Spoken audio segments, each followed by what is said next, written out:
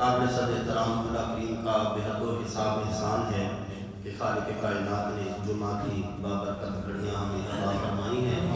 اللہ کریم آج کے دن کی عظمت اور بزرگی کے طفیل ہمارے مرحومین کی مغفرت آمین۔ اللہ پاک ہمارے بیماروں کو شفا عطا فرمائے۔ اللہ کی نعمت مسلمہ کے حال پہ اپنا خصوصی فضل اور کرم فرمائے، خصوصاً جہاں جہاں مسلمان اسلام کی سربلندی کے لیے کوشاں ہیں، فلسطین، کشمیر، بوسنیا، برما، جہاں جہاں بھی پریشان ہیں، اللہ کے ان کو آزادیاں نصیب فرمائے۔ آیت مقدسہ میں نے آپ حضرات کے سامنے تلاوت کی ہے۔ اللہ فرماتا ہے وَلَا تَحْسَبَنَّ الَّذِينَ قُتِلُوا فِي سَبِيلِ اللَّهِ أَمْوَاتًا، اور جو اللہ کے راہ میں مارے گئے ہرگز انہیں مردہ خیال نہ کرنا، بل احیاء عند ربهم يرزقون، بلکہ وہ اپنے رب کے پاس زندہ ہیں، روزی پاتے ہیں۔ فارحین بما آتاہم اللہ من فضلہ، خوش ہیں اس پر جو اللہ نے انہیں اپنے فضل سے عطا فرمایا ہے۔ وَيَسْتَبْشِرُونَ بِالَّذِينَ لَمْ يَلْحَقُوا بِهِم مِّن خَلْفِهِمْ، اور خوشیاں منا رہے ہیں اپنے پچھلوں کی جو ابھی ان سے نہ ملے۔ أَلَا خَوْفٌ عَلَيْهِمْ وَلَا هُمْ يَحْزَنُونَ، اور نہ ان پر کچھ اندیشہ ہے اور نہ انہیں کچھ غم ہے۔ يَسْتَبْشِرُونَ بِنِعْمَةٍ مِّنَ اللَّهِ وَفَضْلٍ، خوشیاں مناتے ہیں ان کی نعمت اور فضل کی۔ وَأَنَّ اللَّهَ لَا يُضِيعُ أَجْرَ الْمُؤْمِنِينَ، اور یہ کہ اللہ ضائع نہیں کرتا مسلمانوں کے اجر کو۔ سورہ آل عمران ہے، اللہ کریم نے یہاں پر جہاد کے متعلق آیات نازل فرمائی ہیں۔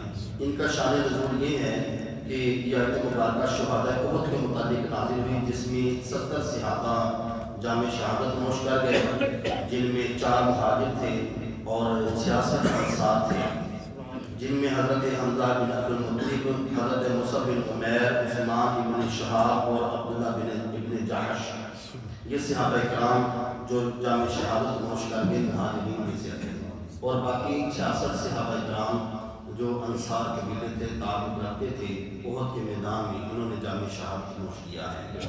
حضرت عبداللہ بن عباس روایت کرتے ہیں کہ نبی کریم علیہ السلام نے فرمایا کہ جب تمہارے بھائی احد میں شہید ہوئے تو اللہ کریم نے ان کی روحوں کو سبز رنگ کے پرندوں کے اندر منتقل کر دیا، اور عرش کے نیچے جو قندیلیں لٹک رہی ہیں ان کے اندر ان کا بسیرا ہے۔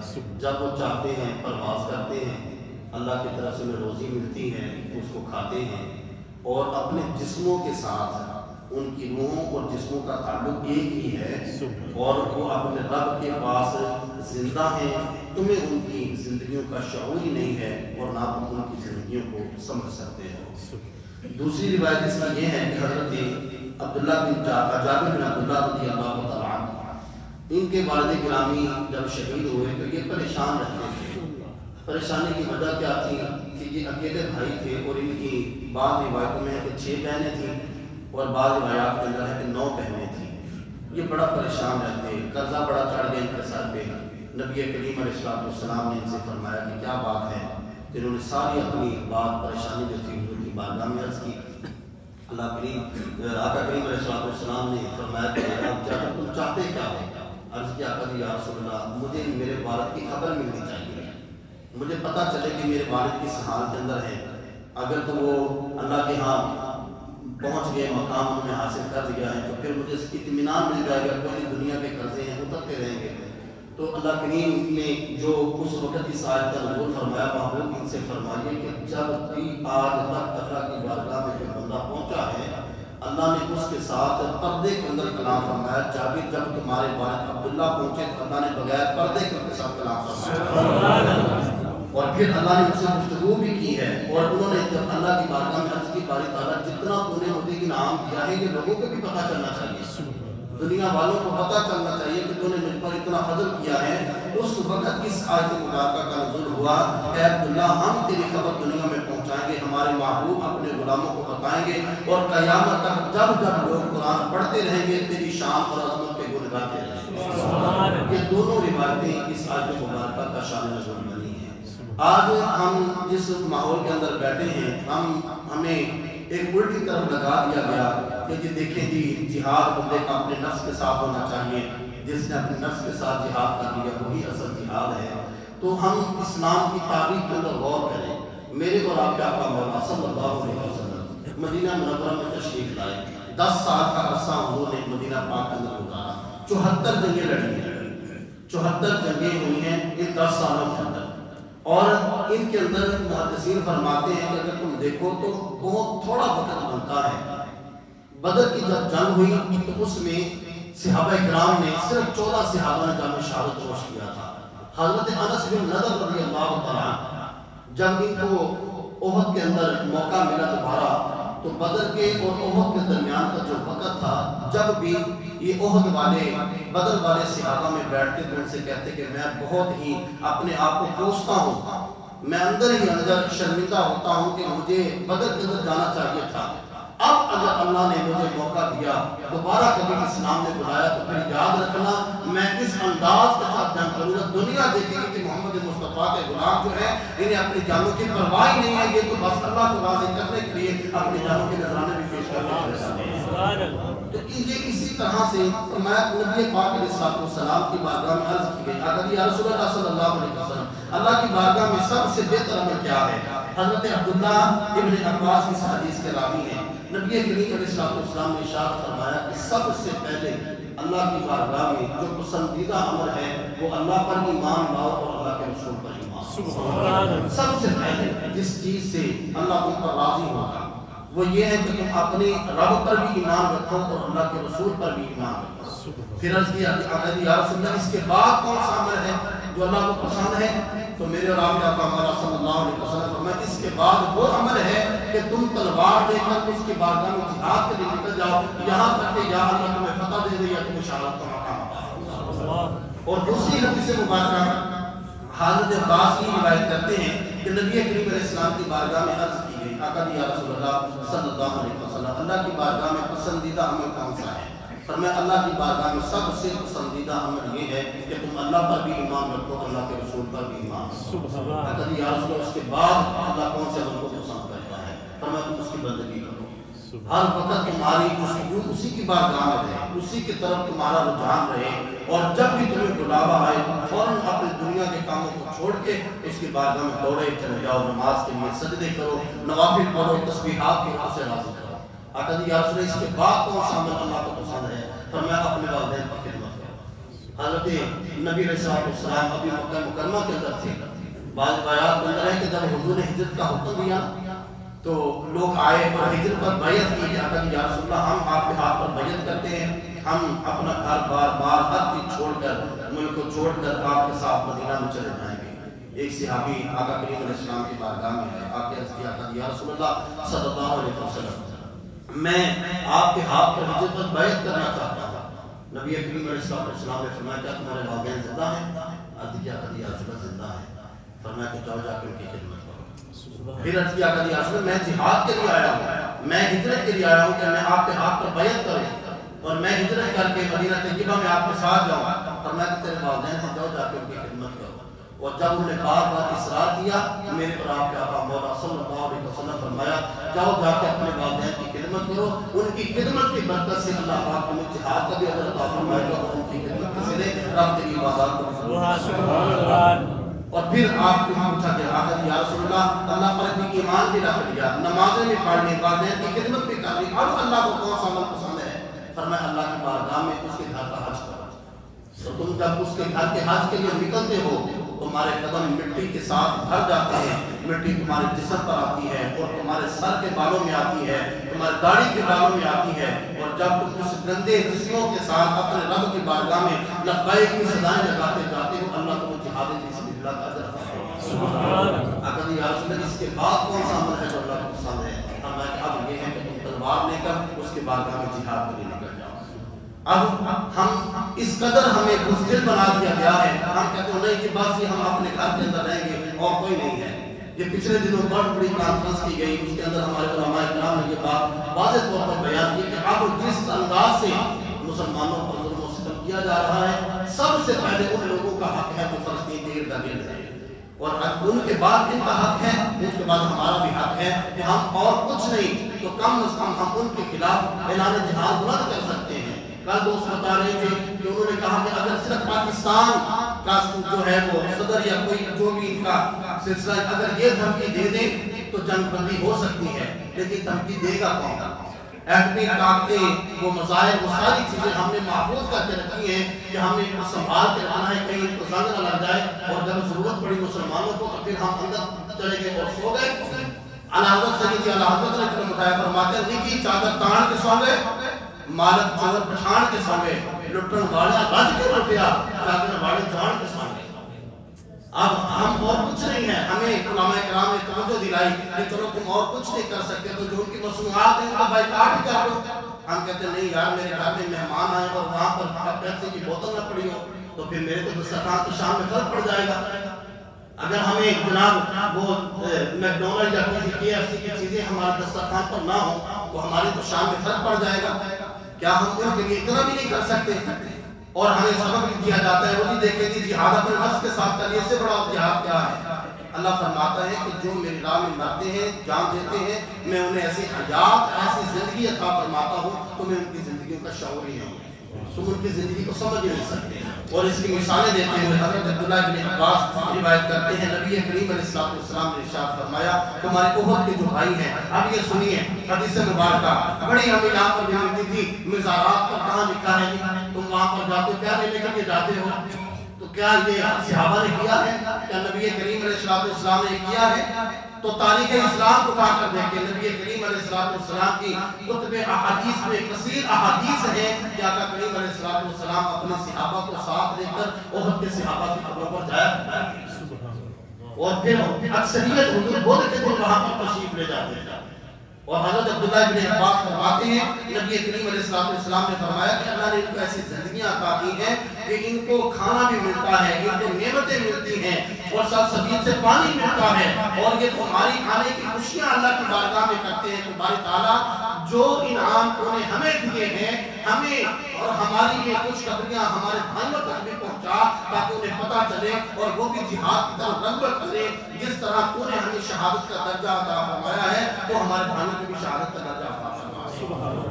اور صحابہ فرماتے ہیں حضرت امام مالک رضی اللہ عنہ فرماتے ہیں کہ جنگ احد کے 46 سال کے بعد حضرت عمر ابن جموع اور حضرت عبداللہ بن جبیر رضی اللہ عنہ ان دونوں صحابہ کرام کی قبریں سیلاب کی وجہ سے کھل گئی، اور جب ان کے جسموں کو قبروں سے نکالا گیا تو جسم ایسے تروتازہ تھے جیسے ابھی غسل دے کے انہیں قبروں کے اندر اتارا گیا۔ یہ کون لوگ تھے؟ اور پھر دجلہ کے کنارے پر دو صحابہ، اور یہ بڑا مشہور واقعہ ہے، بہت پرانا واقعہ نہیں ہے، یہ ابھی 100 سال بھی نہیں گزرے اس واقعے کو، زیادہ سے زیادہ 100 سال گزرا ہوگا۔ عراق کے اندر حضرت حذیفہ بن یمان رضی اللہ تعالیٰ اور حضرت جابر بن عبداللہ کے بیٹے ہیں عبداللہ بن جابر رضی اللہ تعالیٰ دریائے دجلہ کے کنارے کی قبریں تھیں۔ اب وقت کا جو حاکم تھا عراق کا جو بادشاہ شاہ فیصل اول جو تھا، اس کے خواب کے اندر حضرت حذیفہ بن یمان تشریف لائے اور اس کو آگے خواب کے اندر بتایا کہ میری قبر میں پانی پہنچ چکا ہے اور عبداللہ کی قبر میں پانی کی نمی پہنچ چکی ہے، ہمیں یہاں سے نکالو کسی اور دوسری جگہ پر منتقل کرو۔ اب پہلے دن اس نے اس کو صبح اٹھا اپنے کام کاج میں لگ گیا، دوسرے دن پھر خواب آیا، تیسرے دن پھر خواب آیا، بادشاہ نے کوئی عمل نہیں کیا۔ پھر اس وقت جو مفتی اعظم تھی ان کی خواب کے اندر حضرت حذیفہ بن یمان رضی اللہ عنہ تشریف لائے۔ حضرت حذیفہ بن یمان کون ہے؟ ان کے متعلق حضرت عمر بن خطاب فرماتے ہیں کہ نبی کریم صلی اللہ علیہ وسلم نے مدینے کے تمام منافقوں کے نام ان کو بتائے تھے۔ آقا کریم علیہ السلام کے ظاہری مثال پاک کے بعد اگر مدینہ منورہ کے اندر کسی کا انتقال ہوتا تو ہم دیکھتے کہ حذیفہ بن یمان اس کے جنازے میں گئے ہیں۔ اگر حذیفہ بن یمان ان کے جنازے میں جاتے تو ہم جنازہ پڑھتے، اگر حذیفہ بن یمان اس کے جنازے میں جاتے ہم جنازے میں نہیں شرکت کیا کرتے۔ اور جب حضرت عمر بن خطاب کا زمانہ ہے، آج میں اور آپ ذرا سی غلطی چھپاتے ہیں اور یار کسی کو پتہ نہ چل جائے۔ اور میاں صاحب رحمۃ اللہ علیہ نے قلم اٹھایا، فرماتے ہیں کہ گناہ میرا ماں پیو ویکھے تے دیوے دے سے نکالا، 100 گناہ میرا مولا ویکھے پردے پاؤں پاؤں۔ حضرت عمر بن خطاب حضرت حذیفہ بن یمان کے دروازے پر چلے گئے۔ 26 یا 36 لاکھ مربع میل کا حاکم ہے اور روم کی سلطنت نام سن کر کام جاتا ہے بادشاہ روم کا۔ اور جب حضرت عمر بن خطاب رات کے وقت حذیفہ بن یمان کے دروازے پر گئے، حضرت حذیفہ کہنے لگے جناب آپ کیوں تشریف لائے ہیں؟ خادم کو بھیجتے میں حاضر ہو جاتا۔ کہنے لگے کہ آج میں امیر بن کے نہیں آیا، آج میں تم سے ایک بات پوچھنے کے لیے آیا۔ کہا جناب بتائیے کیا بات ہے؟ کہنے لگے کہ مجھے بتاؤ کہ نبی کریم علیہ السلام نے جن منافقوں کے تجھے نام بتائے ہیں ان منافقوں میں عمر بن خطاب کا نام تو نہیں؟ اتنی فکر تھی ان کو. آج ہم کہتے ہو کہ چھوڑیں جی کیا بات ہے، کوئی نہیں، مسلمان کلمہ پڑھ لیا، وہ کوئی نہیں اللہ معاف کرنے والا ہے، نہ حرام دیکھا نہ حلال دیکھا. کل آپ اکثر دوستوں نے یہ کلپ دیکھا ہوگا مفتی اکمل صاحب کا، یقین کریں دل خوش ہو گیا دیکھ کے. کہتے ہیں کہ آج کل کے پیروں کا کام کیا ہے، اور جی تم آئے ہو دل پر ضرب لگاؤ، اللہ کی ضرب لگاؤ، تیرا دل صاف ہو جائے گا. اس کے پیٹ میں حرام ہے کوئی فکر نہیں، وہ لوگوں کا مال کھا کے بیٹھا ہے کوئی فکر نہیں، اس نے لوگوں کے حق دینے ہیں کوئی فکر نہیں. بس پیر صاحب کو آگے نذرانہ دیا اور باقی تو چلا جا، بس ہم پاس سے تیرے قیامت کے دن دیکھیں گے، تو ہوگا ہم ہوں گے، اللہ کی بارگاہ میں سفارش کرے گا، اللہ کی سفارش کو قبول کر کے تجھے جنت دے گا. جن کے حق دینے ہیں وہ کس نے دینے ہیں، جن کا قرضہ دینا ہے وہ کس نے دینا ہے. تو حضرت حذیفہ بن الیمان کہتے ہیں کہ حضرت عمر بن خطاب جب آئے تو مجھے کہنے لگے کہ مجھے بتائیے کہ جن کے بارے میں نبی کریم علیہ السلام نے بتایا ہے کہ ان منافقوں میں عمر بن خطاب کا نام تو نہیں ہے. تو میری آنکھوں میں آنسو آ گئے. میں کہا نہیں حضور آپ کا نام ان میں تو نہیں ہے، لیکن اتنا ضرور ہے نبی کریم علیہ السلام نے فرمایا اگر میرے بعد اللہ کسی کو نبوت کا درجہ عطا فرماتا ہو تو عمر بن خطاب ہوگا. اب یہی حضرت حذیفہ بن الیمان اب وقت کا جو حیات کا اس وقت کا مفتی تھا، مفتی اعظم وہ کی خواب کے اندر تشریف لائے. ان سے کہنے لگے کہ مجھے اور عبداللہ بن جابر کو نکالو یہاں سے اور دوسری جگہ پر منتقل کرو. آج بھی یہ قبر عراق کے شہر بتائے ہوئے حضرت سلیمان فارسی کے قدموں کی طرف ان کی قبریں موجود ہیں. دریائے دجلہ کے کنارے ان کے مزارات ہیں. فرماتے ہیں کہ جب آپ کی قبروں کو کھودنے کے لیے سارے لوگوں کو جمع کیا گیا، اور یہ بڑا مشہور واقعہ میں نے پہلے عرض کیا، یہ ذی الحج کے دن تھے، لوگ حج کے لیے گئے تھے. تو اب لوگوں نے کہا کہ جناب کسی بڑے اسٹیڈیم کے اندر بڑی بڑی سکرینیں لگا کے لوگوں کو بتایا جائے تاکہ لوگ دیکھیں کہ ان کا ایمان تازہ ہو، انہیں پتا چلے کہ 13 صدیوں بعد بھی نبی کریم علیہ السلام کے غلاموں کو جب قبر سے نکالا گیا تو ان کے جسم ایسے طرح تازہ ہے جیسے ابھی ان کو غسل دے کے قبر میں دفن کیا گیا. زمین میلی نہیں ہوتی، زمن میلا نہیں ہوتا، محمد کے غلاموں کا کفن میلا نہیں ہوتا. اور حج کے بعد جب لوگ جمع ہوئے اور ہزاروں کی تعداد نے اس واقعے کو اپنی آنکھوں سے دیکھا، اس کا مشاہدہ کیا، جب حضرت حذیفہ بن الیمان اور حضرت عبداللہ بن جابر ان کو قبروں سے نکالا گیا تو اس وقت کے جو سائنسدان تھے انہوں نے چہروں سے کپڑے ہٹائے تو چہرے تر و تازہ، اور ایک صحابی کی آنکھیں کھلی ہوئی تھی. کہتے ہیں یہ اس قدر ان کی آنکھوں میں روشنی ہے جیسے جیتے جاگتے انسان کی آنکھوں میں روشنی ہوتی ہے، اس سے بھی زیادہ روشنی کی آنکھوں میں نظر آتی ہے. یہ کیا ہے؟ یہ وہ لوگ ہیں جنہوں نے اپنی جانیں اپنے مالک کے نام پر لگائی. ان کا مقصد صرف اللہ کی رضا تھی. حدیث مبارکہ کا مفہوم ہے، نبی کریم علیہ السلام نے ارشاد فرمایا قیامت کے دن اللہ کی بارگاہ میں ایک شخص کو لایا جائے گا جس نے اپنی جان اللہ کی رضا کے لیے قربان کی. اللہ سے پوچھے گا میرے بندے کیا چاہتا ہے؟ وہ عرض کرے گا باری تعالیٰ میں چاہتا ہوں کہ مجھے دوبارہ زندگی عطا فرما، جیسے میرا پہلے جسم تھا تو مجھے ویسی زندگی دے کہ میں پھر دنیا میں جاؤں، پھر تیری راہ میں جہاد کروں، یہاں تک کہ میں لڑتے لڑتے مارا جاؤں اور تیری بارگاہ میں حاضر ہو جاؤں، پھر میں جاؤں اسی طرح مجھے زندگی عطا فرماتا رہے، میں بار بار دنیا میں جاتا رہوں اور جہاد کرتا رہوں اور شہادت پا کے تیری بارگاہ میں حاضری دیتا رہوں. تو آقا کریم علیہ السلام نے فرمایا کہ اللہ کی علم سے پوچھے گا اے میرے بندے تجھے سن کیا تھا؟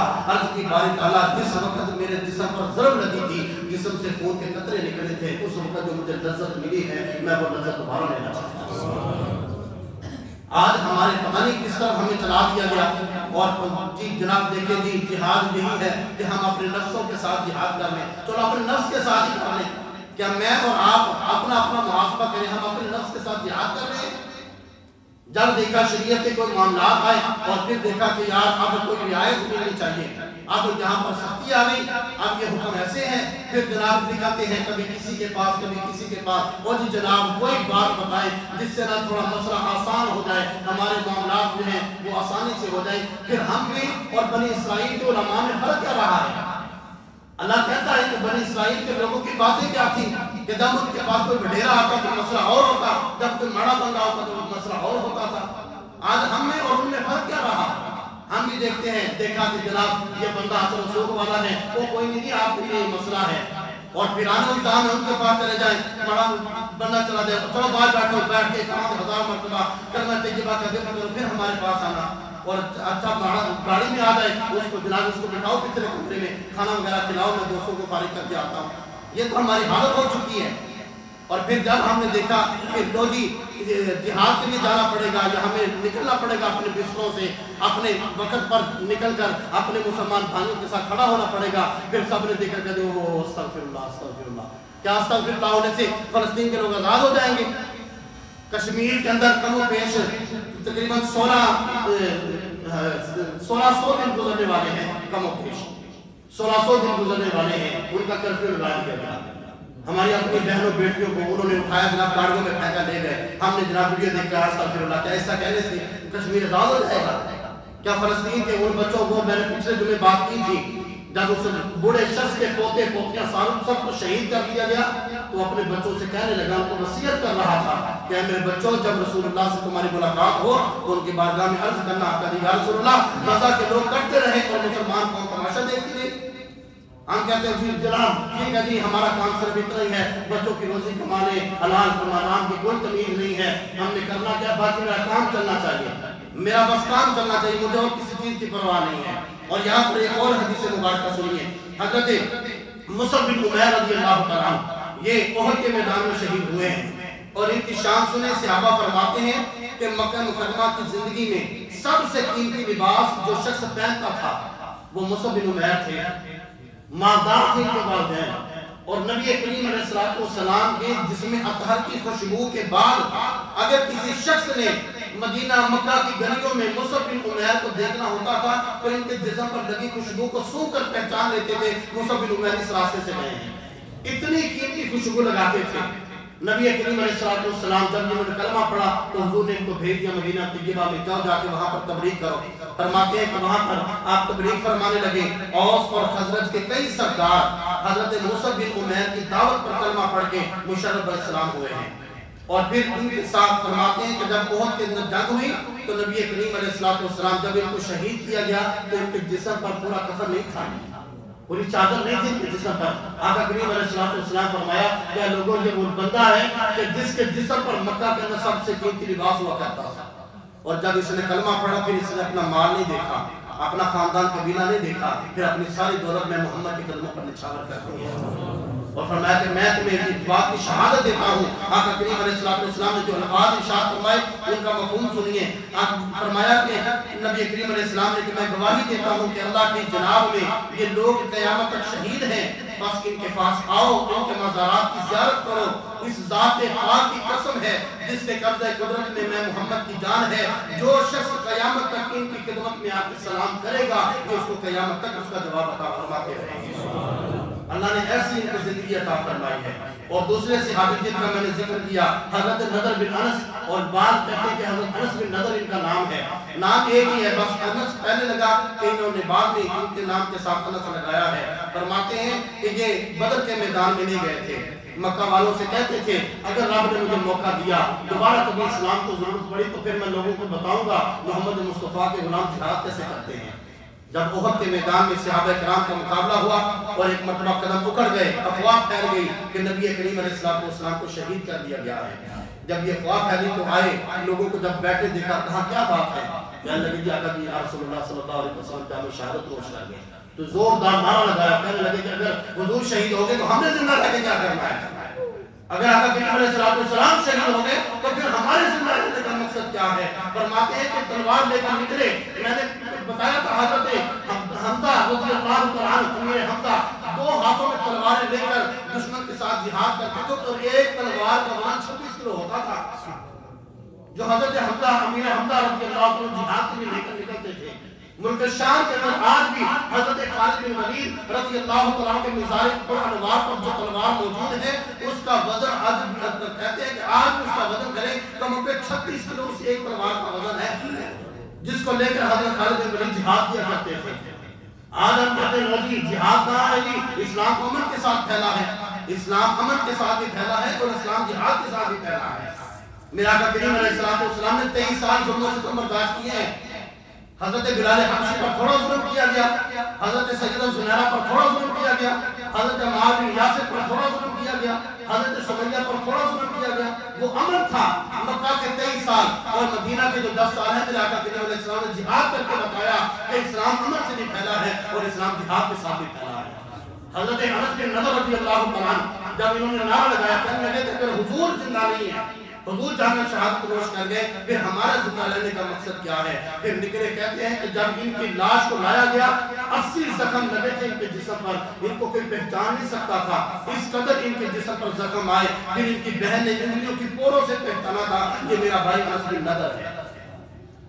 اور ہم بیٹھے یہاں پہ وہ بھی دیکھو جی کوئی نہیں جی اسلام کو امن کا درس دیتا ہے، ہم اپنے گھر میں بیٹھے، اور جب گھر کی باری آتی ہے انصاف تو گھر میں بھی نہیں ہوتا، جب انصاف کی باری گھر میں انصاف نے تو بھی نہیں کیا، اور بیٹھے ہیں اگر آپ درس دینے لوگوں کو، اور دیکھو جی اسلام اس چیز کا درس دیتا ہے، اسلام جس چیز کا درس دیتا ہے اس کی طرف اگر ساری قوم ایک مرتبہ متفق ہو کر کھڑی جائے تو وہ اپنی موت آپ مر جائے گا۔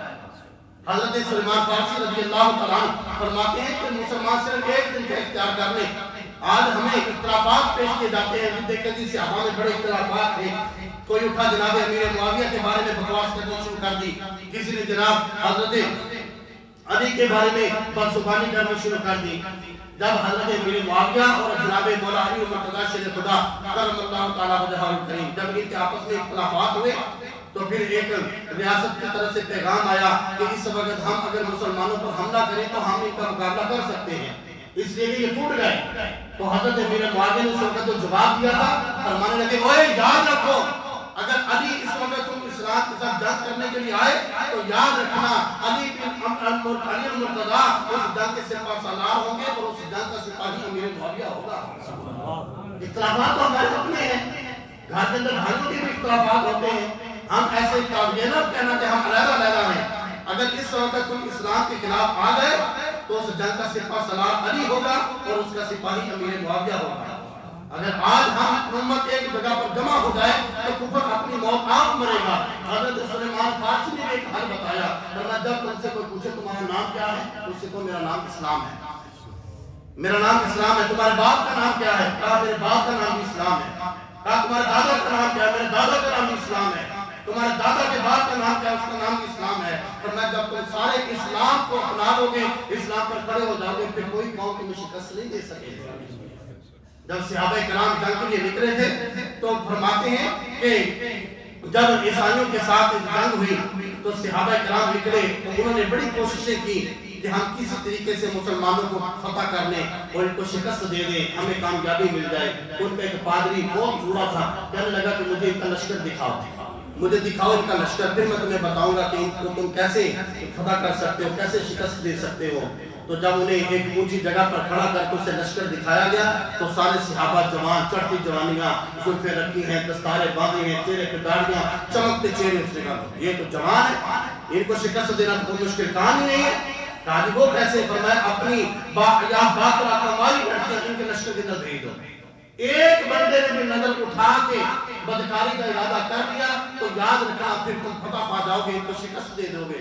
اور جب وہاں سے لشکر نکلا تو صحابہ کرام کے جو سپاہ سالار غالباً حضرت خالد بن ولید تھے، کہنے لگے اے فرزندان اسلام تمہاری آزمائش کا وقت آ چکا ہے۔ فرماتے ہیں کہ جب انہوں نے اپنی جوان بیٹیاں مسلمانوں کے لشکر میں بھیجی، کسی ایک صحابی نے بھی نظر اٹھا کے نہیں دیکھا، وہ جو بوڑھا عیسائی تھا چیخیں مارنے لگا، کہا بابا جی بتاؤ تو صحیح ہوا کیا ہے؟ کہنے لگے جب تک مسلمان کی نظر میں حیا ہے کوئی قوم انہیں شکست نہیں دے سکتی۔